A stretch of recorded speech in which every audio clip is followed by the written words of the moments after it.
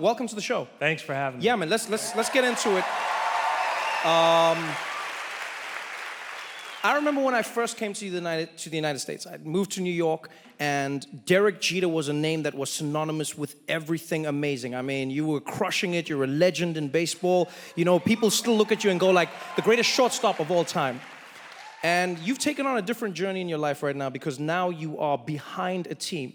Is it a little bit frustrating when you know what you can do, and then like you watch the team sometimes and you just want to go out there? Like, is it hard for you to change your mind into being a CEO? Yeah, you know, it is kind of difficult because, you know, as a player, you are, you know, it's instant gratification or failure, right? You either succeed or you don't, you get a hit or you don't, you win or you lose, and then you go on to the next game. But when you're in an ownership front office role, you have to have patience, which I am learning I have none. So it's very difficult at times to watch because you want things to happen, you know, very quickly. But right. You know, look, it takes time to build a championship caliber team and to build a first class organization. We will get there, but it does take a little bit of time. It's also, what I found particularly interesting is how quickly the media seemed to enjoy what they termed downfall of Derek Jeter. I remember reading a headline that specifically said, Derek Jeter fails at something finally. And I was like, it was weird that they said finally as if they had been waiting for you. But like, you've been in a position where for a long time you were the golden boy, like nothing went wrong in your world. Has it been different for you to be on the receiving end of criticism? Has that shaped how you see the world, or has everything that you've done beforehand prepared you for this moment? Well, first of all, listen, I've failed quite a bit in my career. So, you know, one thing you learn, especially playing in New York, you have to deal with criticism. And criticism doesn't bother me, it motivates me. And, you know, what people I think needed to understand as we were taking over an organization that had not been successful, have not been in the postseason since 2003. And in my mind, that makes it broken. So we need to fix it. I look at it as it's a challenge, but more importantly, it's an opportunity that I'm looking forward to. It's an opportunity, and it's an opportunity that you've grabbed with both hands, because what you've done is you've started shaping the team. You know, you've gotten two new prospects.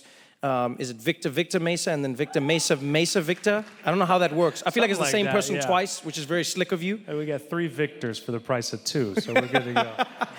But you're bringing in some amazing prospects. You are reshaping the team. But there's other things that you're doing that feel like they're changing the dynamic of what the Marlins represent.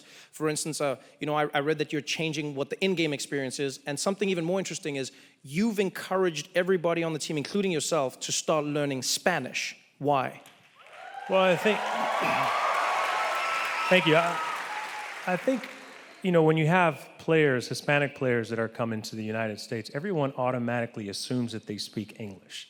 And, you know, that's not always the case. You know, you're taking players out of their country, you're bringing them to the United States, you're throwing them in a new culture, a new environment, and you expect them to speak your language. Now, if they took, well, we're in Miami, so most people speak Spanish, but if you took most Americans and you threw them in an Hispanic country and you expect them to speak Spanish, they would struggle a little bit. Right. And people are judging them, and I don't necessarily think that's fair. So we're making sure that our educational program with the organization is first class. We're making sure that all of our Hispanic-speaking or Spanish-speaking players speak English, but more importantly, we want our American players to learn how to speak Spanish, and we're also doing that in the front office.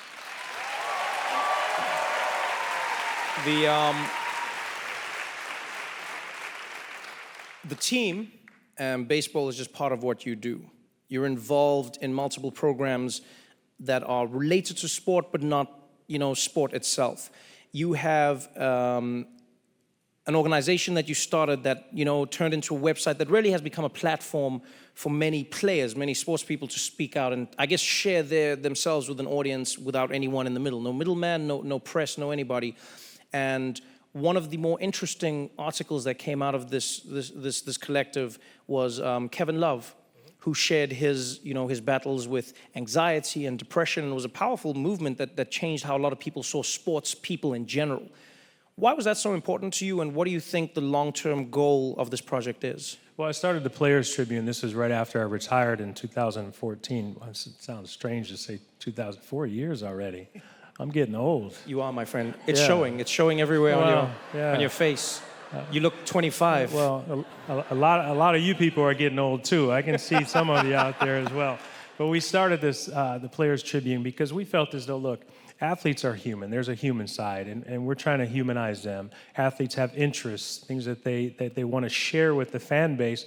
But I think, anyone that says that the trust factor between the media and athletes, if you say that's not broken, then you're not being honest.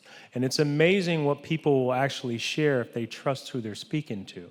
So we've developed that trust, with the athletes, and we have some amazing stories. And people, feel free and they trust us and they talk about things that they normally wouldn't speak to with the media, and therefore, it brings the fans closer to them. You have a lot of players in this day and age, not just in baseball, who are speaking out about their political affiliations, political beliefs as well. As we can see, the NFL has struggled with this. Many owners not knowing how to deal with it. You have Colin Kaepernick, who's been effectively blackballed. You have conversations where people are like, well, sports people should just shut up and dribble. And then people like LeBron James coming out and saying, no, I'm a human being and I have opinions. You have been on both sides as both a team owner and a player.